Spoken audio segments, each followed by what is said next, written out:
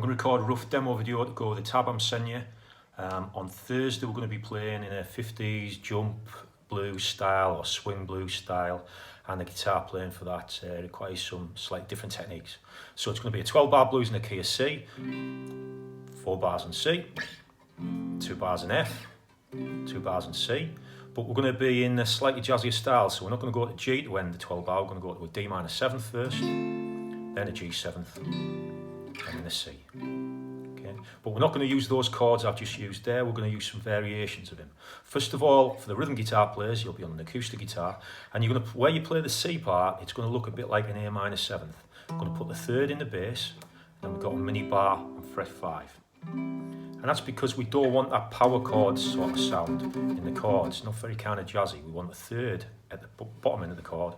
And you're going to strum 4 at the bar, but just with a stronger emphasis on 2 and 4. It's going to go like this. So there's 4 bars of C, and it's just a soft kind of bass strum. Using your thumb's good, you don't need a pleck for it. And then a slightly more heavier strum on the treble strings. If you hit your top 8, doesn't matter, it's a 6th chord, that's good too.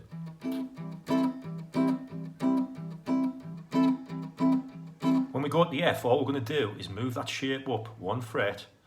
Our middle finger's now going to go on the D string on fret 7, and our little finger's going to tuck underneath on the fret 8 of the G string.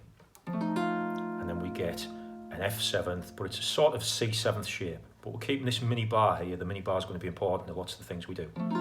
So those two parts together, 4 bar C, F, back to C. And it's just a much smoother transition. It sounds smooth and it's easier on our hands. If we're playing a jazz gig and we have to play these chords all night, our fingers would start hurting if we were moving up and down the neck too much. Okay, so for the turnaround in the last 4 bars, we're going to go to D minor 7th. Again, we'll keep that shape, but now move it down 2 frets. And all we're going to do is tuck our little finger now on the G string.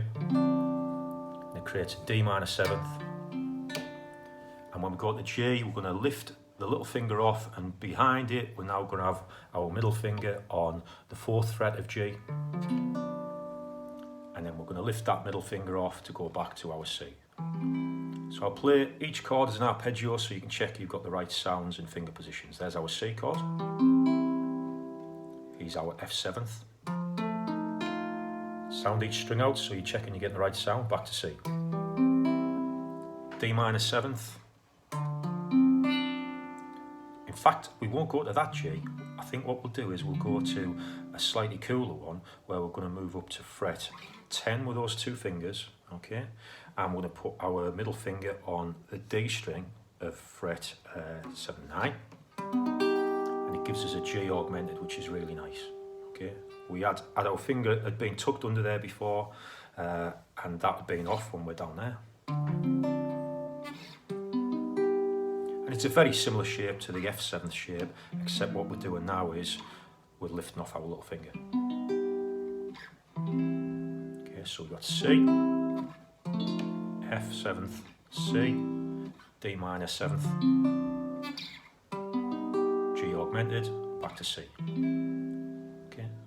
And if we want, occasionally we might have a little kind of accent where we go, and they're a bit like kind of normal bar chord shapes, but we're not bothering with a bass note. It's just an A flat that we might do that. So that's our rhythm guitar part. That's soft strum style.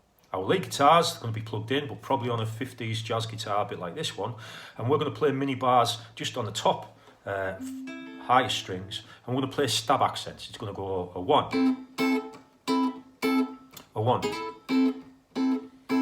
Wait for the 1 beat, we're going to play just after it, and occasionally we put a little smear, so that's C 6th is occasionally a B 6th. Okay, so a 1, 2, a 1, 2, 3, 4, 1. When we go to the F, we're going to make what looks like a D 7th shape, so it's just literally our B5 notes now going to be a B4.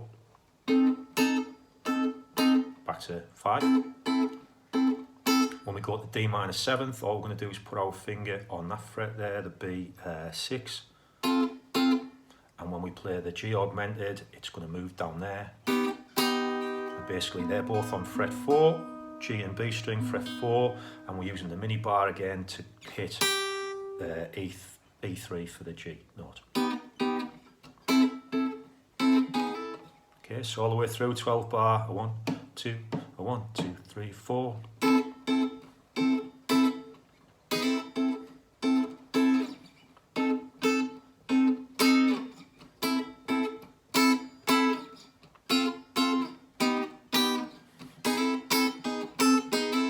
Okay, and when you're plugged in, it'll be even nicer if you just have a bit of a gliss occasionally. You're trying to mimic the sort of sounds of maybe these horns in a big band that would do those notes in harmony and then gliss off them to create that effect. Okay, and then finally, those 3 notes added to that note that we had before are going to be nice ones we can do a sort of solo on. Remember, just little smear notes there.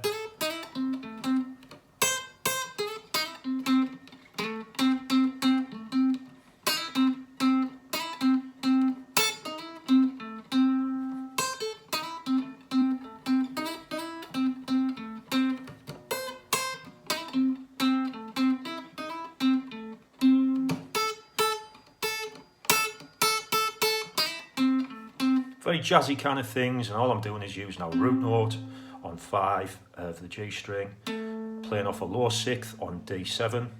We're going to smear 4 to 5 on the B string, that's our minor and major 3rd, and our 6th there. Occasionally a root note there.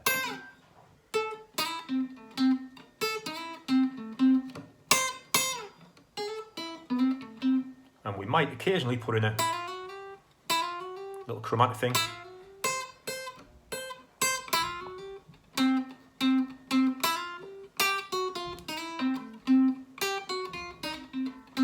So hopefully that's me demonstrating some of the tab I'm sending you and you'll get a feel for it. Remember, beneath that we're going to have our bass playing a walking bass part. I'm going to be really swinging over the top. See if you can get your fingers around those positions, ready for our lesson on Thursday and Friday.